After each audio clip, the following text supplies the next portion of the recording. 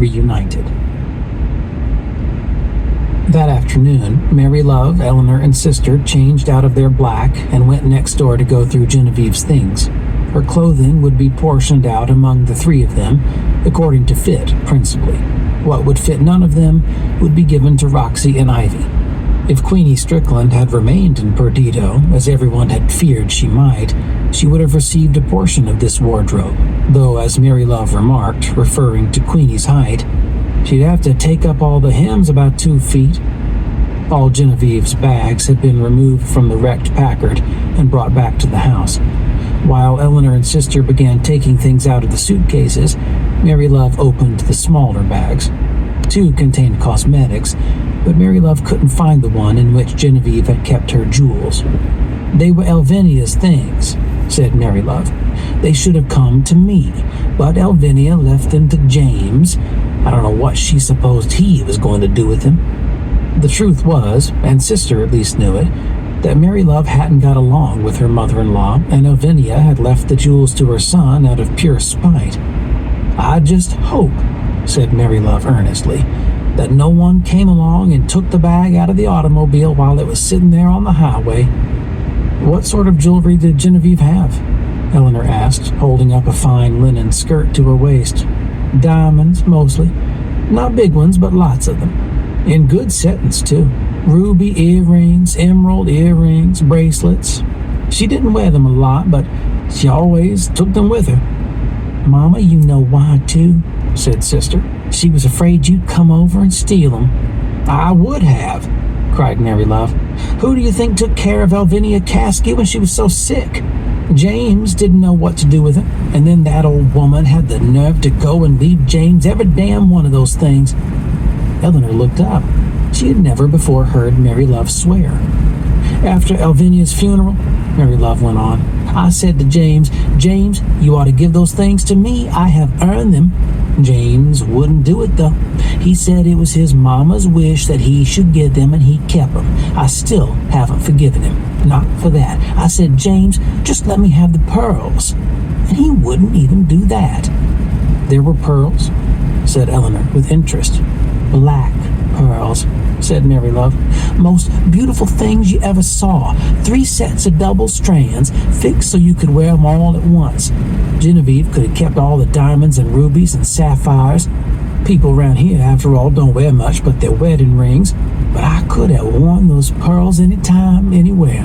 At least the smallest strand. I could have worn that one to church. And the thing was, Genevieve didn't like them. She wouldn't wear them because they were black. She carried them everywhere, and I was dying for those pearls." "I like pearls best," said Eleanor quietly. "Sapphires are my favorite," said sister. "But I've only got this little baby ring, which I got for being the first grandchild. Mama, maybe you ought to ask James if he knows where that case is." Mary Love had been counting undergarments and dividing them according to quality. She draped 5 silk underskirts over the back of a chair and said, "I'm going to do just that. We ought to find out what happened to those things. That jewelry is valuable." Eleanor and sister continued to unpack the dead woman's things. Mary Love returned in about 10 minutes. She stood in the door with a dumbfounded expression on her face, one hand behind her back. "Mama," said sister without looking up, "did James know where that case was?" Mary Love drew her hand around in front of her. She was holding Genevieve's jewelry case by a handle on its side. The other 2 women turned to look at Mary Love. She unfastened the latch, and the top fell open. An empty, velvet-lined tray dropped to the floor, but absolutely nothing else was in it. "Mama!" cried sister. "Where is the jewelry?" Mary Love looked at her daughter, then at her daughter-in-law. She deliberately allowed the case to fall to the floor.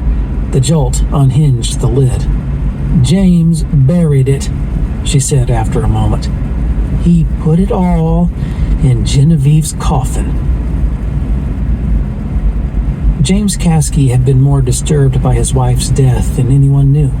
He blamed himself for having sent her away to her death, as it turned out. He blamed himself for not having driven the Packard to Atmore himself, for then he might have perished in her place. Oscar pointed out, following this general line of reasoning, James might more logically blame Eleanor and Bray for Genevieve's death. Eleanor had sent Genevieve away. Bray's driving had perhaps caused the accident, but James didn't see it that way and took the guilt upon himself.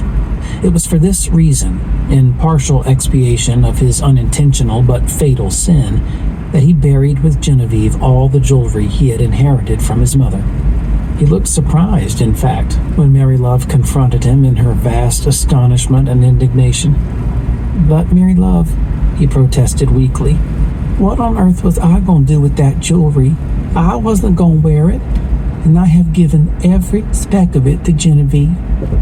Mary Love sighed deeply. She had got James alone. They were the oldest surviving generation. There are police reported ahead. Oldest surviving generation of Caskies, and there were scenes and decisions to which they alone should be privy. For this, she wouldn't have her son or her daughter by her. "James," said Mary Love, "who is in the next room, crying on the bed?" "Grace," said James. The child's sobbing was audible through the wall. "What is Grace?" asked Mary Love, staring at her brother-in-law hard in the face. "Is Grace a little girl?" "She is." "Well, James, Grace is going to grow up, and when Grace grows up, she could have worn that jewelry. That jewelry, which in the first place ought to have come to me, could have gone to Grace. James, you foolish man, you could have divided up that jewelry. It's all Caskie jewelry after all. There would have been some for me, and some for sister, and some for Eleanor, and a whole safety deposit box full of it for Grace. You could have even sent Queenie Strickland away with a pair of earrings. Everybody could have benefited." James looked very troubled.